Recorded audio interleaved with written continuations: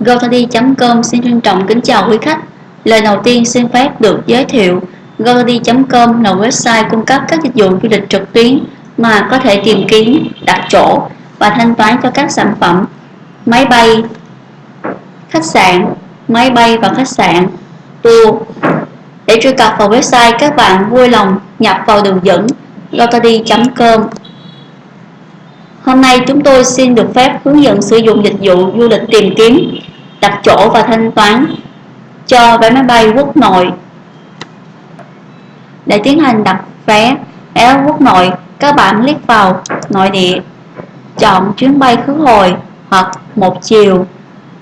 Ở đây chúng tôi sẽ lấy ví dụ cho chuyến bay khứ hồi.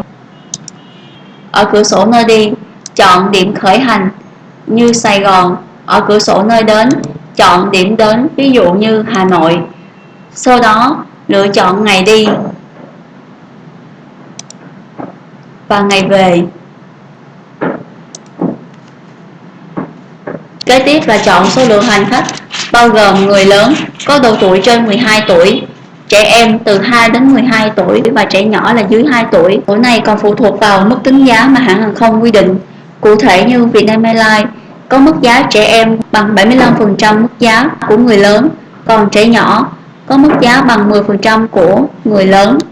Còn hãng hàng không Vietjet và Jetstar thì giống nhau ở mức tính giá này, như trẻ em thì bằng giá người lớn trừ đi 1/2 thuế sân bay, còn trẻ nhỏ là miễn phí. Trong trường hợp này, chúng tôi xin chọn một người lớn, một trẻ em và một trẻ nhỏ. Sau khi nhập đầy đủ thông tin, các bạn click vào tìm kiếm.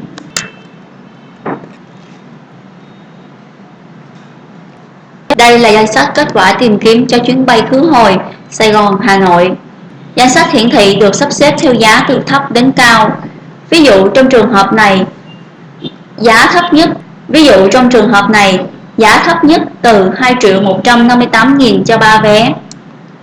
Ngoài ra, các bạn có thể lựa chọn sắp xếp hiển thị theo giá,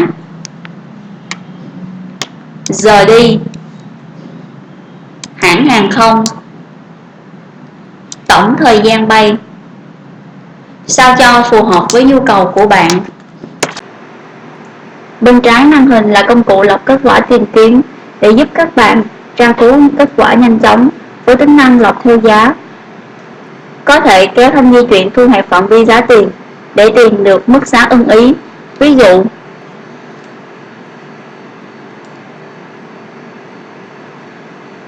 dụ phạm vi từ 1.712.000 đến 2.605.000.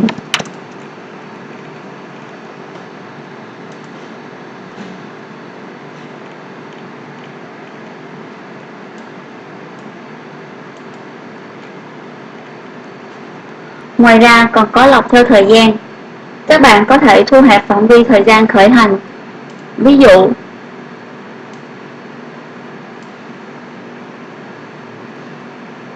từ 10 giờ sáng đến 18 giờ. Sau khi thu hẹp phạm vi thời gian khởi hành, các bạn có thể thấy các chuyến bay hiển thị theo khung giờ từ 10 giờ đến 18 giờ. Ví dụ như chuyến bay đầu tiên của Jetstar cho khung giờ này là 13 giờ. Và tiếp theo là các chuyến bay của các hãng Vietjet và Vietnam Airlines.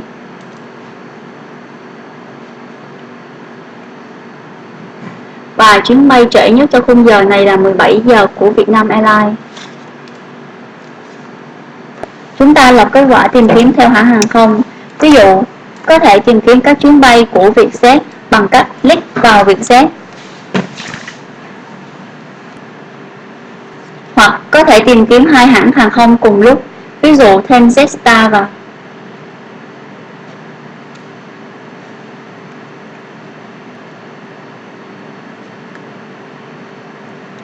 Ngoài ra, để trở về kết quả tìm kiếm ban đầu, có thể click vào khôi phục bộ lọc. Các bạn có thể thấy bộ lọc đã quay về như ban đầu.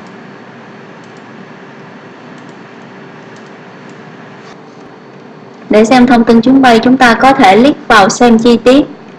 Bên trong hiển thị các thông tin của chuyến bay, chẳng hạn như số hiệu chuyến bay VG192, hãng hàng không khai thác Vietjet, hãng vé Economy, loại ghế U, tổng thời gian bay 2 giờ 5 phút.